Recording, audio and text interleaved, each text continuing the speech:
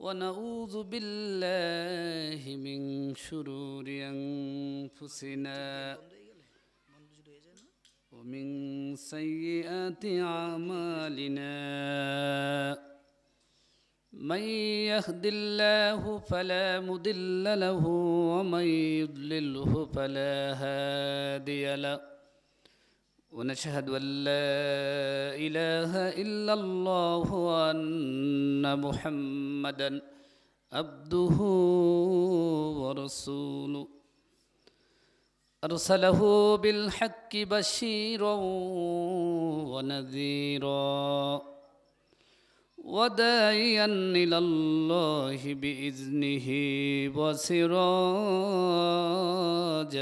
منيرا أما بعد فقد قال الله تعالى في كلامه المجيد وفرقانه الحميد أعوذ بالله من الشيطان الرجيم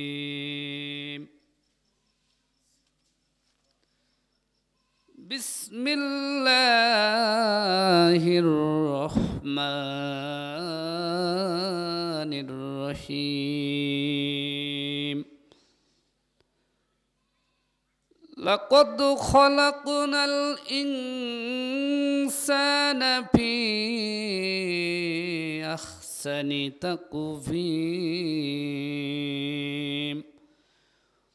وقال تعالى يا أيها الإنسان ما غرك بربك الكريم وقال رسول الله صلى الله عليه وسلم أول ما يحاسب به العبد يوم القيامة الصلاة وقال رسول الله صلى الله عليه وسلم أخلص دينك يكفيك العمل القليل وقال تعالى إن الله وملائكته يصلون على النبي يا أيها الذين آمنوا صلوا عليه وسلموا تسليما اللهم صل على سيدنا ونبينا وشفينا وحبيبنا مولانا محمد صلى الله عليه وعلى آله وصحبه وبارك وسلم اللهم صل على سيدنا ونبينا وشفينا وحبيبنا ومولانا محمد صلى الله عليه وعلى آله وصحبه وبارك وسلم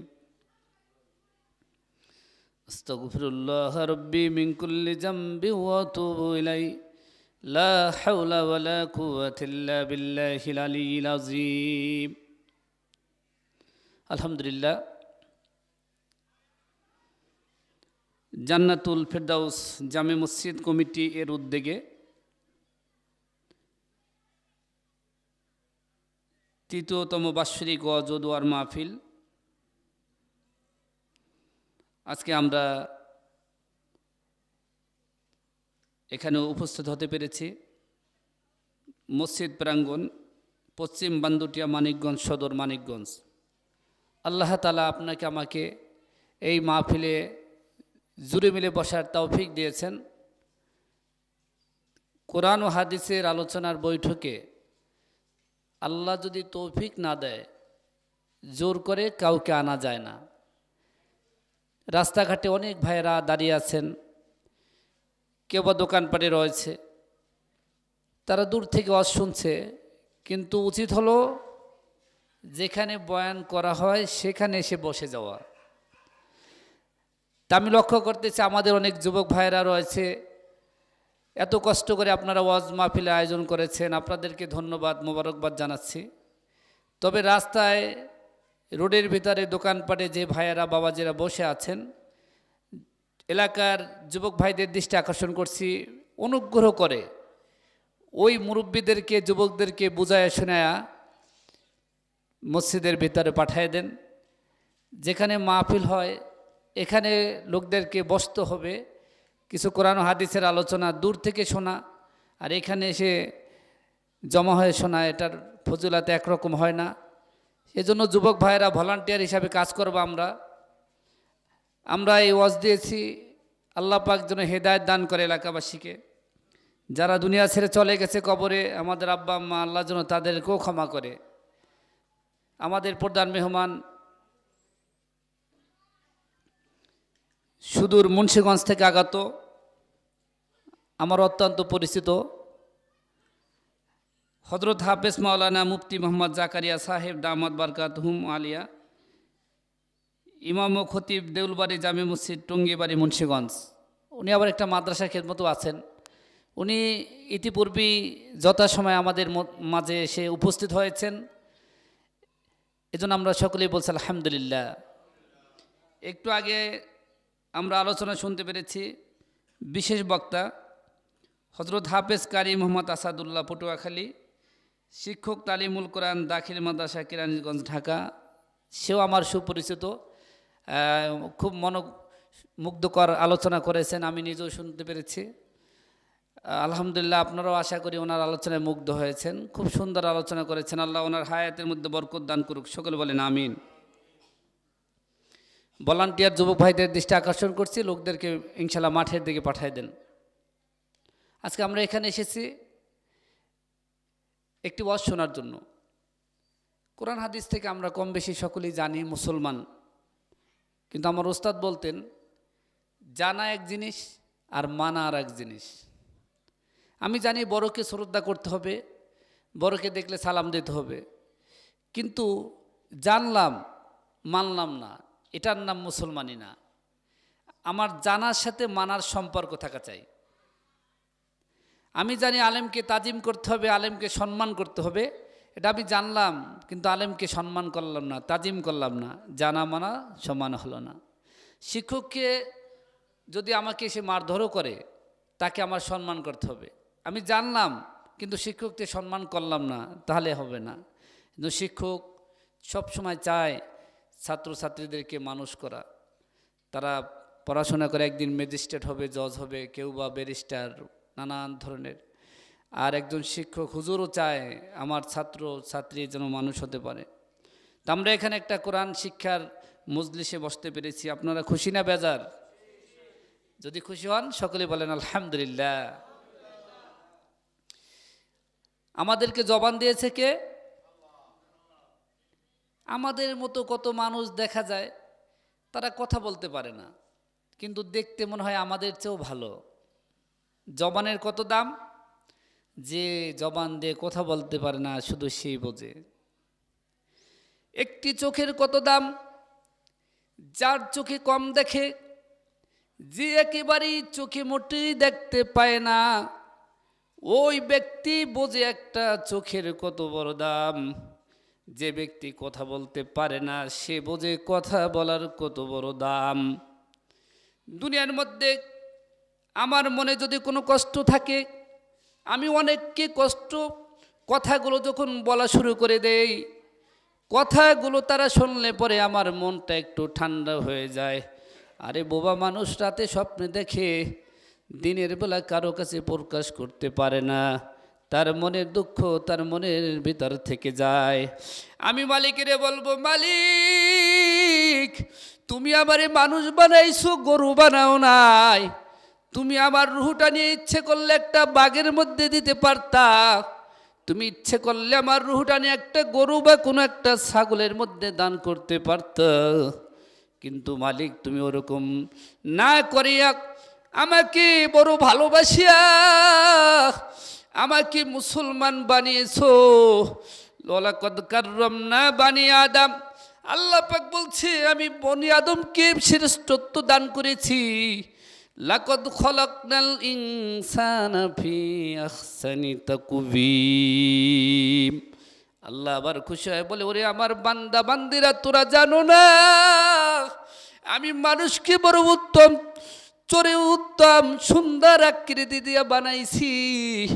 ওরে বান্দা, তুই কি খেয়াল করে দেখেছ, তোর নাকটা যদি আমি মুখের কাছে না দিতাম, নাকটা যদি আমি তোর পিছনে লাগাই দিতাম, তোর খাবারটা ভালো না মন্দ মুখের সামনে নেওয়ার পর বুঝতে পারতি না, ওই খাবারটারে পিছনে নিয়ে ঘেরান দেখানো লাগতো। তোরে বান্দা বান্দি, তোরে আমি কত আপন ভাবিয়া তোরে আমি নাকটা সামনে দিছি, শুধু তা না, ছোট্টকালে তোর মুখে দাঁত ছিল না, আমি দাঁত দিয়েছি, ওই দাঁত দিয়ে শক্ত খাবার খেতে পারতি না, আমি ওই দাঁতকে একটা প্রাপ্তবয়স্ক হওয়ার পর ফেলে দিয়েছি, আবার ভালো দাঁত উঠাই দিয়েছি রে বান্দা, এখন তুই হাড্ডিও চাবাই খাও, তুই আগ পর্যন্ত চাবাই খাও। ওরে বান্দা, তারপর তুই আমার মালিকের শুকরিয়া করবি না, বোধহয় তোর কপাল বুঝি বড় খারাপ।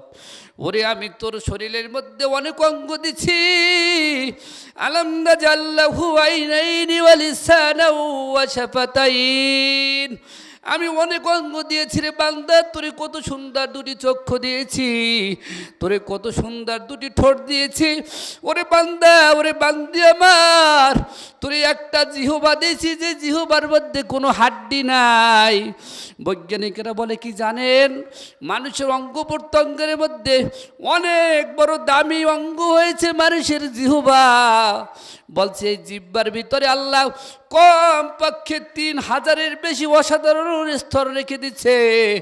বলছে একটা মানুষ যদি রসগোল্লা খায়, একটু পরে বেরিয়ে বলে দেয় এটার নাম রসগোল্লা, যদি জিলাপি খায়, যদি আপেল কমলা মালটা বেদানা যেটাই খায়, একটু পরেই মস্তিষ্কে বলে দেয় এইটার নাম এইটা। বলে বান্দা, এত আমার এত কুদরত তুই দেখতে পাও না, তোর সাধারণ একটা গোস্ত জিহ্বা দিয়ে আমি 1000 রকমের স্বাদ নেওয়ার ক্ষমতা রাখি, আর আমি আল্লাহরে তুই মানবি না, তাহলে আমি কিন্তু তোরে ছাড়বো না। আমি বড় আশা করে বানাইছি। বান্দা, এ বান্দা, রাতের বেলায় গরু বিয়াইছে, তোমার বাচ্চা হয়েছে, গরুর বাচ্চাটা তুমি দূরে বেঁধে রেখেছো, রাতের গভীরে বাচ্চা ডাক দেয়া বলে ওর মাকে, মা আমার দুধের পিপাসায় কলিজাটা শুকায়া যায়, একটু দুধ খেতে দাও। মা ওই সন্তানকে তার ভাষায় প্রকাশ করে বুঝায়, ওরে বাচ্চা তুই মনে কষ্ট নিস না, ওই বনি আদমের মঙ্গলের জন্য, কল্যাণের জন্য আল্লাহ আমাদের বানাইছে, তোরও বানাইছে। ওই বনি আদম সকালবেলা দুগ্ধ দহন করিয়া যতটুকু দরকার ওরা নিবার পর তোর রশি যখন ছেড়ে দিবে, তখন তুই যতটুকু পাবি অতটুকুই খাবি, খাইয়া আমার মালিকের শুকরিয়া আদায় করবি। ও মুসলমান ইমানদার আল্লাহর গোলাম, একবারও কি মালিকের সৃষ্টি জগৎ নিয়ে ভেবে দেখেছি কি আমরা, ওই মালিক এত কষ্ট করে আমাদের এ দুনিয়ায় বানাইছে, ওরে একটা শ্বাসের কত দাম, ওই একবার শ্বাস ওঠানামা করে কত বড় দাম। যাদের শ্বাসকষ্ট রোগ আছে তারা ছাড়া সাধারণ মানুষ এইটা বুঝতে পারবে না। পানির কত বড় দাম। আল্লামা শেখ সাদী রহমাতুল্লাহ আলাইহি ঘুমের ঘরে যখন চলে যায় ভাব, হঠাৎ করে তার মনের ভিতর উদয় হয়েছে, আমি যেই পরিমাণ নেকামল করেছি মনে হয় জান্নাতে যাওয়া সম্ভব। ঘুমের মধ্যে স্বপ্ন যোগে দেখে মালিক ডাক দিয়ে বলছে, ওই রে আল্লামা, ওরকম ওই লোকের শেখ সাদী রহমাতুল্লাহ আলাইহিকে ডেকে বলছে, ও শেখ সাদী, এরকম কিয়ামত কায়েম হয়ে গেছে, তুমি দাঁড়িয়ে যাও, কমপক্ষে 50,000 বছর পরে তোমার হিসাব নেওয়া হবে। ওই আল্লামা শেখ সাদী রহমাতুল্লাহ আলাইহি স্বপ্নের মধ্যে লাইনে দাঁড়ায় গেছে। আমি দৃষ্টি আকর্ষণ করব রে ভাই, এই মাহফিল আজকে হচ্ছে, আগামীকাল কিন্তু এখানে মাহফিল থাকবে না। আমি কেমন করিয়া বাৎসরিক একটা মাহফিলে মাঠে না আসিয়া পারি? আমি হাত জোর করে বলবো, ও পশ্চিম বান্দটিয়া চকপাড়া জান্নাতুল ফেরদাউস এলাকার যুবক, ও মুরব্বীরা কে কোথায় আছেন আমি জানি না। আমি বড় হাত জোর করে বলবো, আজকে বেঁচে আছেন, আগামী বছর এমন সময় বেঁচে নাও থাকতে পারেন। কোরআন হাদিসের মজলিসে আয় রে বাবা, এখনো সময় আছে, আয় মজলিসে বসিয়া কোরআন হাদিস থেকে কিছু আলোচনা শুনি, আমল করার চেষ্টা করি। কিছুক্ষণ পরে প্রধান বক্তা আসবে, আশা করি আমাদেরকে উনি কোরআন হাদিস থেকে খুব মনোমুগ্ধকর আলোচনা শোনাবে। এজন্য যুবক ভাইদের দৃষ্টি আকর্ষণ করছি, ওরে যুবক, জীবনে কত গুনাহ করেছেন জানি না, আজকে এই মাহফিলের জন্য অনেক কষ্ট স্বীকার করেছেন। দোয়া করি আল্লাহ আপনাকে খালিদ সাইফুল্লাহ আইবির মতো বানায় দেখ, সকলে বলেন আমিন। কোথায় মানুষ দাঁড়িয়ে আছে রে যুবক, ওই মানুষদেরকে বুঝাইয়া পিঠের মধ্যে মোছা দিয়া দিয়া মসজিদের মাঠে মধ্যে নিয়ে আসেন। আল্লাহ সকলকে আসার তৌফিক দিক, সকলে বলেন আমিন। হেদায়েতের মালিককে ইন্নাকা লা তাহদি মান আহবাবতা ওয়ালাকিন্নাল্লাহা ইয়াহদি মান ইয়াশা। আল্লাহ বলছে হেদায়েতের চাবিকাঠি আমার হাতে, আমি হেদায়েতের চাবিকাঠি কাউকে দেই নাই। যদি দিতাম আবার নবী পয়গম্বরের মতো আমার আপনার কেউ নাই। একটা 13 বছর তার চাচাকে বুঝাইছে, ওই পরা গোপাল ইমান আনতে পারে না, এই কারণে হেদায়েত আল্লাহ দেয় নাই, ঠিক কিনা? আজকে বাংলাদেশের মধ্যে অনেক আলেম ওলামা বয়ান করতে করতে, কোরআন হাদিস থেকে আলোচনা করতে করতে কত মানুষের অন্তরের মধ্যে জোশ মেরেছে, দেখিয়া অনেক যুবক ভাইদের মুখের মধ্যে দাড়ি দেখা যায়, অনেক যুবকদের মাথার মধ্যে টুপি, কত যুবকদের গায়ের মধ্যে লম্বা লম্বা পাঞ্জাবি দেখা যায়, ঠিক কিনা? আল্লাহ পাক হেদায়েতের চাবি কেটে রেখেছেন। এই জন্য আমি সবাইকে বলবো, আপনার ওয়াজের প্যান্ডেলে আসেন, প্যান্ডেলে বসেন, কিছু আলোচনা শোনার চেষ্টা করি ইনশাল্লাহ।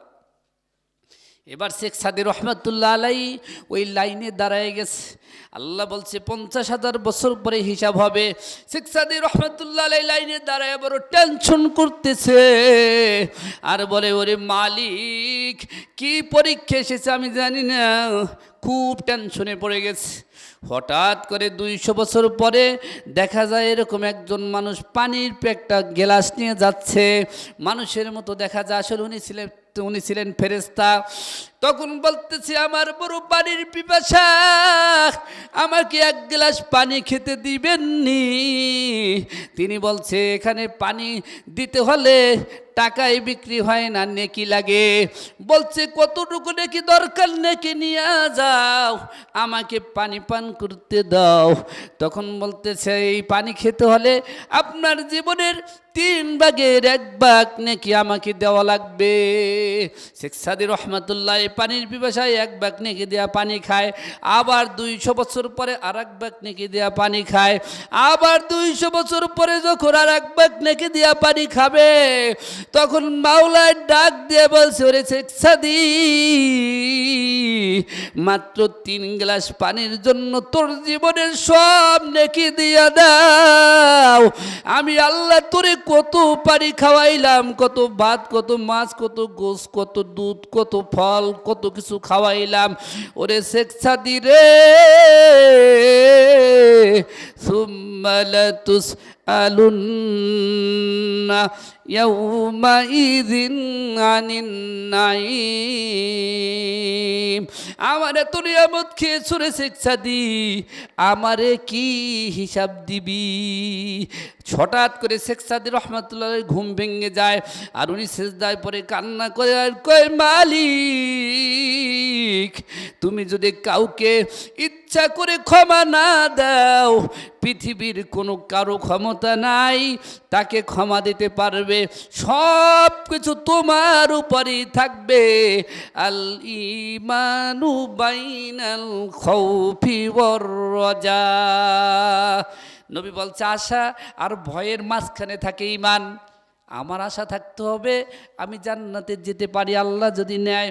আবার ওই বাউলার ওই জাহান্নামের ভয়ও থাকা লাগবে, যে ওই জাহান্নামের আগুন কত বড় তেজি আগুন, দুনিয়ার আগুন থেকে 70 গুণ তেজি আগুন। ওই জাহান্নামের 1 সেকেন্ডের আযাব সহ্য করার ক্ষমতা দুনিয়ার কোনো মানুষের নাই। আছে? আল্লাহু আকবার। কত সময় দেখা যায় কত জায়গায় কারেন্ট লাগিয়া, কত বিল্ডিংয়ের মধ্যে আগুন লাগিয়া, কারেন্টের আগুনে কত মানুষ পুড়িয়া যায়, কত জায়গায় সড়ক দুর্ঘটনা অ্যাক্সিডেন্টে মানুষ মারা যায়। আমাদেরকে শয়তান ধরে বসেছে কেন জানেন? শয়তান ভাবে কি মানুষকে অন্তরের মধ্যে ওয়াসওয়াসা দেয়, অনেক দিন বেঁচে থাকতে পারবি, এই সম্পদ তোর, এই টাকা পয়সা তোর। না রে বাবা, ওই সম্পদ ওই টাকা পয়সা কিন্তু আমার না। ওই টাকা পয়সা পড়ে থাকবে, আমার একা চলে যাওয়া লাগবে কবরে। ঠিক কিনা? কত মসজিদের মাইক থেকে মৃত্যুর ঘটনা শুনলাম, কত মানুষের জানাজা পড়লাম, এখন পর্যন্ত আমার অন্তরে ভয় নাই। একদিন তো ওই মৃত্যুর খবর মসজিদের মাইক থেকে হবে, আমাকে তো কবর দেশে যাওয়াই লাগবে। না যাই কেউ পারবে? কত মানুষ দেখলাম। আমি যখন আমার মা মারা যায় আমি কত কান্না করলাম, মাকে তো রাখতে পারলাম না। আমার আব্বাকে আমি বড় ভালোবাসতাম, আমার আব্বার জন্য জীবনে বহু জায়গায় আলহামদুলিল্লাহ মোনাজাতে আমি কেঁদেছি, মার জন্য কেঁদেছি। এত আদর করতো আব্বা যারা আমার, ওই আব্বার কথা মনে পড়লে এখনও কলিজা ফেটে যায়। ওই আব্বা জানের দোয়ায়, তার চেষ্টার কারণে আল্লাহ এই পর্যন্ত এনেছে। ওই আব্বার কথা মনে পড়ে, এত আদর করত, কোনো দিন ভাবতাম না আমাদের ছেড়ে চলে যাবে। ওই মা কত আদর করত, কোনো দিন ভাবতাম না ওই মা আমাদের ছেড়ে চলে যাবে। ওই আব্বাকে তো রাখতে পারলাম না, ওই মাকে ও তো রাখতে পারলাম না। এত কষ্ট করেছে ওই বাবা, এত কষ্ট করেছে ওই মা, ওই আব্বা আম্মা তো রাখতে পারি নাই। মালিকের কাছে দোয়া করি আর বলি, মালিক আমাদের আব্বা আম্মা আত্মীয় স্বজনের কবরগুলো জান্নাতের উঁচা মাকাম বানায় দাও। সকলে বলেন আমিন। পৃথিবীতে সবচেয়ে ভালোবাসে কি জানেন? মা সন্তানকে সবচেয়ে বেশি ভালোবাসে, আর বাবাও সন্তানকে অনেক বেশি ভালোবাসে। আর বাকি ভালোবাসাগুলো তেমন ভালোবাসার মধ্যে পড়ে না। কিন্তু দুঃখ লাগে কি জানেন? এই বাবা মারা গেছে, মা মারা গেছে, চোখে পানি আসছে, এখনো দোয়া করলাম। কিন্তু কত যুবক নিশার আড্ডায় মাতিয়া, কত যুবক বিভিন্ন ধরনের বর খপ্পরে পড়িয়া আব্বার গায়ে হাত পর্যন্ত তুলে ওই মাকে পর্যন্ত লাথি মারে, ওই বাবাকে মাকে খুন পর্যন্ত করে দেয়। আল্লাহর কাছে দোয়া করি, মালিক ওই ধরনের স্বভাব যাদের মধ্যে আছে তাদের স্বভাবকে তুমি পরিবর্তন করে দাও। সকলে বলেন আমিন। কার উসিলায় তুমি দুনিয়া আসলা, কার উসিলা নিয়ে তুমি দুনিয়ায় চলতেছো, ওই মায়ের কাছ থেকে সব সময় দোয়া নেবা। আবার কত জায়গায় দেখা যায় কত সন্তান মাকে কত সম্মান করে, বাবাকে কত সম্মান করে, যেখানে থাকে বাবাকে টেলিফোন দিয়ে, মাকে টেলিফোন দিয়ে দোয়া চায়। যখন বাসায় আসে আব্বা আম্মার পায়ের মধ্যে লুটায়া পড়িয়া যায়, কান্না করে, খালি কান্না করে আর দোয়া চায়। আর কয়, বাবা মা এত কষ্ট করেছো তোমরা আমার জন্য, তোমরা যদি দোয়া না করো তো আমাদের কোনো উপায় নাই। ওরে সন্তানের দোয়া যেই, পিতার দোয়া যেই সন্তানের জন্য থাকবে, আমি কোরআন হাদিস সাক্ষী রেখে বলে গেলাম, ওই সন্তান দুনিয়াও সম্মানী, ওই সন্তান ইনশাল্লাহ আখিরাতেও মাওলার দরবারে সম্মানিত হবে। আমিন বলেন। এই জন্য আমি দোয়া করব, মালিক আমাদের সন্তানদেরকে আমলওয়ালা বানান। আমি একটু রিকোয়েস্ট করবো এলাকার মা বোনদেরকে, আরে আপনার সন্তানকে আপনি ইংলিশ মিডিয়ামে পড়ান, আমি নিষেধ করব না, আপনি স্কুল কলেজে পড়ান, আমি নিষেধ করব না, কিন্তু মাগো আমার এক জায়গায় বড় ভুল। সেই জায়গাটা কি জানেন? আমার সন্তানকে আমি সকালবেলা ঘুম থেকে উঠিয়া আমার মসজিদের সমাজের মাইকে যে হুজুর ডাক দেয়, আপনার কানে কি যায় না? আপনার সন্তানকে কোরআন পড়ানোর জন্য হুজুর ডাকে, আপনার সন্তানকে কেন আপনি আগাইয়া মসজিদে দিয়ে আসেন না? আপনার সন্তানকে ছোট্টবেলা কেন কোরআনের শিক্ষা দেন না? আমার ওস্তাদ বলেছেন, ছোটকালে সন্তানকে যদি কোরআনের শিক্ষা দেওয়া যায়, ছোটকালে সন্তানকে মক্তবে পাঠায় যদি নামাজের শিক্ষা দেওয়া যায়, বড় পর্যন্ত ওইটার একটা আসর ওই সন্তানের মধ্যে থাকে, ঠিক কি না? এই জন্য কি জানেন, সন্তানদেরকে নামাজের পড়ার জন্য দাওয়াত দিতে হবে, সন্তানকে কোরআন শিখতে মসজিদে পাঠাইতে হবে। সন্তান মসজিদে আসবে, কোরআন শিক্ষা করবে। আহারে জান্নাতুল ফেরদাউস জামে মসজিদখানা আমরা কল্পনাও করতে পারি না। কত মানুষ টাকা দিয়েছে, পয়সা দিয়েছে, বুদ্ধি পরামর্শ দিয়া এত সুন্দর মসজিদ এই পর্যন্ত এসেছে, কত টাকা চলে গেছে। আমি মালিকের দোয়া করি, মালিক তোমার যেই সমস্ত বান্দারা বান্দিরা এই মসজিদ এই পর্যন্ত আসতে বিভিন্ন কায়দায় টাকা পয়সা দিয়েছে, বুদ্ধি পরামর্শ দিয়েছে, যারা ম্যানেজমেন্টের দায়িত্বে রয়েছে, আল্লাহ সকলের আমলগুলো দানগুলো কবুল করিয়া নেন, সকলের আব্বা আম্মার কবরগুলো জান্নাতের বাগান বানায় দেন, সকল বলেন আমিন। এই সুন্দর মসজিদ চকপাড়া বান্দুটি এলাকায় আপনারা খুশি না বেজার? আল্লাহু আকবার, কত সুন্দর মসজিদ। বাকি কাজকে আল্লাহ পাক যেন সমাধা করার টাকা পয়সা যা লাগবে আল্লাহ তার গাইবী মদদ দিয়ে যেন সাহায্য করে, সকলে বলেন আমিন। যুবক ভাইদের দৃষ্টি আকর্ষণ করেছে আমি আবারও, অনেক ভাইদেরকে দেখা যায় রোডের ভিতর আছে, একটু দয়া করে সবাইকে বুঝায় বুঝায় মাহফিলের প্যান্ডেলে পাঠায় দেয়, আমাদের মাহফিলের প্যান্ডেলে পাঠায় দেয়, সবাই যেন মাহফিলের মধ্যে আসে বসে এবং এখান থেকে ফায়েজ বরকত দেয়। আমার পীর সাহেব বলেছেন যে যে ব্যক্তি কোনো মাহফিলে আল্লাহর হস্তে ওয়াজ শোনার জন্য যায়, মাহফিলের শুরু থেকে শেষ পর্যন্ত থাকে, আখিরি মোনাজাত দিয়ে চলে যায়, যেরকম আল্লাহ পাক তার আমল নামায় 50,000-এর কম নেকি কোনো কিছুতেই দিতে পারে না। সুবহানাল্লাহ। আমরা এই মাহফিলের প্যান্ডেলে এসেছি বরকত নেওয়ার জন্য, সবাই খুশি না বাজার? আসলে ওরকম চালানপাতি নাই, কিন্তু আল্লাহ পাকের বান্দা বা বান্দি আমরা যারা আছি আমরা সংশোধন হতে চাই। কি হতে চাই? সংশোধন। কদ আফলাহা মান তাযাক্কা ওয়া যাকারা ইসমা রাব্বিহি ফাসাল্লা। আল্লাহ পাক বলছে আমার বান্দা বান্দিরা অন্যায় করেছে, সংশোধন হয় যখন তওবা করে আমি বান্দা বান্দিদের তখন সংশোধন করে দেই। সুবহানাল্লাহ। জান্নাতুল ফেরদাউস জামে মসজিদের উদ্যোগে মাহফিলের প্রধান মেহমান আমাদের যথাসময়ে উপস্থিত হয়েছেন। আমরা এদিক সেদিক যারা এখনও আছি, আমি সবার দৃষ্টি আকর্ষণ করছি, ইনশাল্লাহ আমরা মাহফিলের প্যান্ডেল চলে আসি। মা বোনেরা যারা বাড়িতে আছেন তারাও আপনাদের মা বোনদের ওয়াজ শোনার জন্য